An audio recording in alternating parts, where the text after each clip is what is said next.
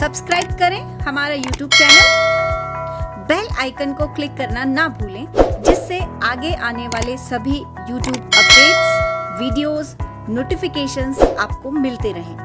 अब सुनो, देखो अब यहां से स्टार्ट हो रहा है भाग 5। मेंशन करो, मेंशन करो, इसको अपनी कॉपी में नोट कर लो। आर्टिकल 52,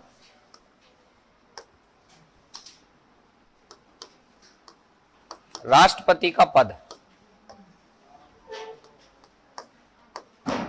अर्थात भारत का एक राष्ट्रपति होगा।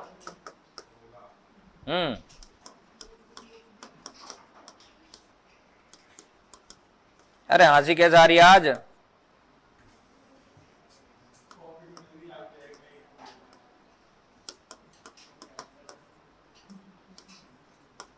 संविधान का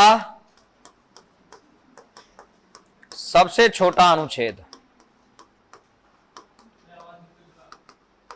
सबसे छोटा अनुच्छेद, ये सबसे छोटा आर्टिकल है और सबसे बड़ा पद है। ध्यान रखो, सबसे बड़ा पद है और सबसे छोटा आर्टिकल है। और इतना सा लिखा है कि भारत का एक राष्ट्रपति होगा, और ये राष्ट्रपति होगा का मतलब यह है कि राष्ट्रपति का क्या दिया गया है? पद दिया गया है। राष्ट्रपति का क्या दिया गया है? पद। राष्ट्रपति का पद दिया गया है। समझ में आ रही कि नहीं आ रही बात? ये भारत का जो राष्ट्रपति का पद है, ध्यान रखिएगा, राष्ट्रपति का क्या है? पद है। ये कौन से अनुच्छेद में दिया है? 52 में। और क्या लिखा है? भारत का एक क्या होगा? राष्ट्रपति। एक ही है, ज्यादा है? एक ही है। कहां लिखा है? 52 में। और 52 नंबर का आर्टिकल संविधान का सबसे छोटा अनुच्छेद है। ध्यान रखो, सबसे बड़ा पद किसका है? और अनुच्छेद सबसे छोटा 52। अनुच्छेद 52, इतना सा लिखा है। अब आपसे पूछे कि राष्ट्रपति का पद कौन से अनुच्छेद में है? 52 में। कौन से अनुच्छेद में? अगले आर्टिकल की बात करते हैं, और जो आर्टिकल है 53। कौन सा आर्टिकल है? 53। अब 53 में 1 और 53 में 2, ये दो बातें लिखी हैं 53 के भीतर। कितनी बातें लिखी हैं? 2। तो पहले 53 1 लिखो और फिर 53 2 लिखो, और वही बात है जो मैंने अभी थोड़ी देर पहले आपको बताई है। लिखिएगा 53 1, संघ की कार्यपालिका शक्ति। अभी बोला है ना, कार्यपालिका का मतलब सरकार। ध्यान रखो, संघ की कार्यपालिका शक्ति। और दोस्तों देखो, अगर ये वाला आपने पूरा संघ अच्छे से पढ़ लिया तो राज्य को पढ़ने में कोई तकलीफ नहीं होगी। अनुच्छेद 154 में ये बोलूंगा, राज्य की कार्यपालिका शक्ति राज्यपाल में निहित होगी। और यहां बोल रहा हूं संघ की कार्यपालिका शक्ति, कार्यपालिका शक्ति। इसको ध्यान रखना, यह शब्द क्या है? कार्यपालिका शक्ति राष्ट्रपति में निहित होगी, राष्ट्रपति में निहित होगी।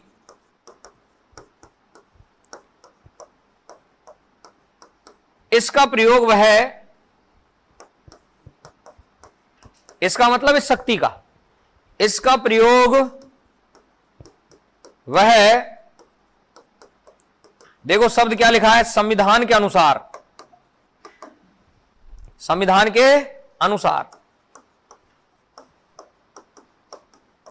स्वयं, संविधान के अनुसार स्वयं अथवा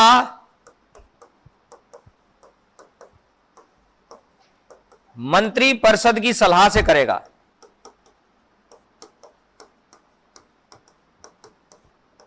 या अधीनस्थ पदाधिकारियों की सलाह से करेगा। मंत्री परिषद ऑब्लिक अधीनस्थ पदाधिकारियों की सलाह से करेगा। मंत्री परिषद ऑब्लिक अधीनस्थ पदाधिकारियों की सलाह से करेगा। सलाह का मतलब एडवाइस, सलाह से करेगा। मंत्री परिषद यानी अधीनस्थ पदाधिकारियों की सलाह से करेगा। अब यहां से आपको कई शब्द समझने हैं और कई शब्द आपको बार बार यूज होने हैं। अगर आप इस वाले पूरे शब्द को समझ जाएंगे तो मैं आपको बताता हूं, कम से कम 5 से 6 7 आर्टिकल ऐसे हैं जिनमें बार बार इन शब्दों का रिपीटेशन होगा, है ना। तो आप देखो, मैं इसको यहां से, एक तो कार्यपालिका शक्ति मुझे आपको बतानी है, और एक ये अधीनस्थ पदाधिकारी और सलाह बतानी है। ये 2 चीजें आपको एक्सप्लेन करनी है, वो मैं आपको बता रहा हूं। एक संविधान का आर्टिकल है, और आराम से अभी नोट नहीं करना है, समझना है। मैं 4-5 जगह आपको उसको यूज करके बता रहा हूं। एक आर्टिकल है 72 और एक आर्टिकल है 73। 72 और 73। 72 में कौन सी शक्ति दी गई है? क्षमादान। और 73 में कार्यपालिका शक्ति का विस्तार। कार्यपालिका शक्ति का क्या दिया है? विस्तार। बार बार वही शब्द आ रहा है, कार्यपालिका, कार्यपालिका शक्ति, कार्यपालिका शक्ति, यही तो आ रहा है बार बार। पीछे भी यही तो शब्द था, कार्यपालिका शक्ति। कौन से आर्टिकल में पढ़ रहे हैं? अब बताओ, मैंने आगे चला करके कौन सा आर्टिकल बताया? 72। फिर कौन सा बताया? 73। इसमें कार्यपालिका शक्ति का विस्तार वहां तक होगा जहां तक संसद नियम बना सकती है। जहां तक कौन नियम बना सकती है? संसद। कल बोला था, आज बोला कि सरकार जो होती है ना, सरकार, उसको कार्यपालिका बोलते हैं। क्या बोलते हैं? कार्यपालिका। और 2 प्रकार की कार्यपालिका है, एक नाम मात्र की और दूसरी वास्तविक। चाहे वो नाम मात्र की, चाहे वो वास्तविक है, उसकी जो शक्ति है ना, शक्ति, राष्ट्रपति की, प्रधानमंत्री की, मंत्रिपरिषद की शक्ति को पूरी तरीके से नियम बनाने के अधिकार किसके पास है? संसद के पास। किसके पास है? संसद के पास। मतलब संसद, इधर देखो, इधर उधर बात नहीं। संविधान में 3 सूची हैं। कितनी सूची है? 3। एक कौन सी है? एक कौन सी है? और एक, अब अगर इसको नहीं समझोगे तो फिर ये आगे समझ में नहीं आएगा। संसद यानी केंद्र सरकार, यानी संघ सरकार कौन सी सूची पे कानून बनाती है? संघ। ये पढ़ा था क्या आपने कि वो सदैव राज्य पे ही बनाएगी? नहीं बनाती है, राज्य पे विशेष परिस्थिति में बना सकती है। विशेष परिस्थिति में, अगर आपातकाल है तो, अगर आपातकाल है तो संसद किस पर भी कानून बना सकती है। लेकिन आपातकाल नहीं है तो बहुत सारे प्रावधान ऐसे हैं जो राज्य सूची में हैं, और इन पर कौन सी सरकार कानून बनाती है? राज्य सरकार। कौन सी सरकार? राज्य सरकार। और इस पर सेंटर भी बना सकता है और स्टेट बना सकता है। लेकिन दोनों के बीच में विवाद हुआ तो स्टेट का कानून, सॉरी, सेंटर का कानून क्या होगा? मान्य होगा। सेंटर का कानून क्या होगा? मान्य होगा। ये आप अच्छे ढंग से समझ रहे हैं। इस शब्द को समझो आप। कार्यपालिका का मतलब है सरकार की शक्ति। कहां तक है? जहां तक कौन नियम बना देगी? संसद। और फिर मैं बोल रहा हूं, कौन सी शक्ति है? कौन से अनुच्छेद में? अब राष्ट्रपति क्षमादान, क्षमादान किन मामलों में कर सकता है? जो संघ से जुड़े हुए हो। जो किससे जुड़े हुए हो? मैं आपको लिखवाऊंगा, आज बता रहा हूं, समझा रहा हूं, लिखवाऊंगा कि क्षमादान की शक्ति कार्यपालिका शक्ति के विस्तार तक है।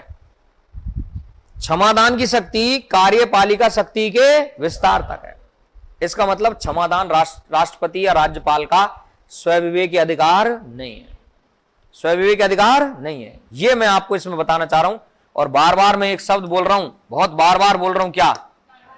और यह आपके संविधान में बार बार दिखाई आपको देगा।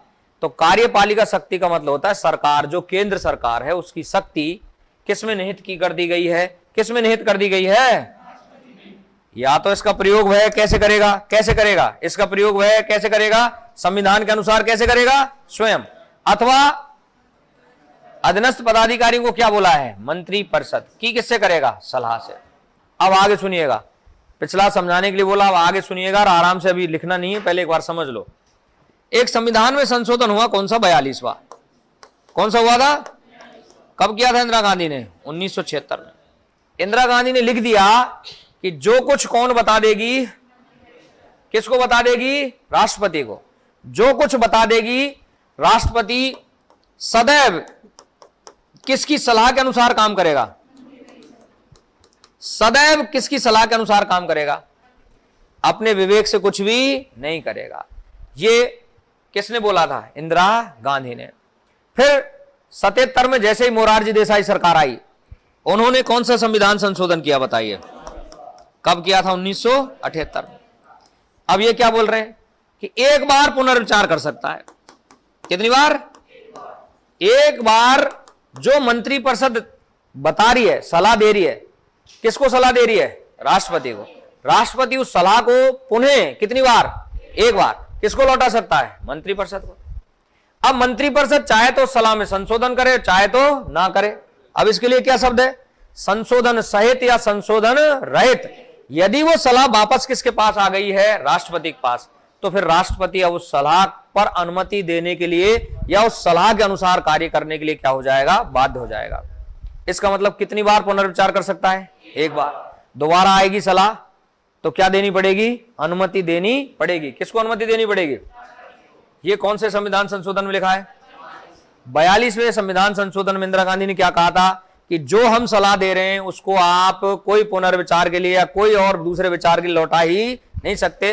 उस सलाह के अनुसार ही आप कार्य करने के लिए क्या हो? बाध्य हो।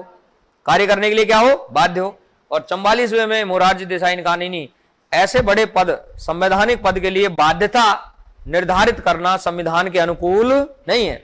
इसलिए उन्होंने फिर संविधान संशोधन करवा के ये लिखवा दिया कि कितनी बार पुनर्विचार के लिए लौटाई जा सकती है? एक बार। अब सुनो आराम से। मैं राष्ट्रपति हूं, ये प्रधानमंत्री है, तुम मंत्रिपरिषद के बहुत सारे सदस्य हो, ठीक है? पर गलत बोल दिया, महिला है राष्ट्रपति, तो ये राष्ट्रपति है, मैं प्रधानमंत्री हूं, तुम मंत्रिपरिषद के सदस्य हो। ये राष्ट्रपति है, मैं प्रधानमंत्री हूं, तुम मंत्रिपरिषद के सदस्य हो। मैंने कोई सलाह इनको दी, वो बिना विभाग का मंत्री है, minister without portfolio, minister without portfolio.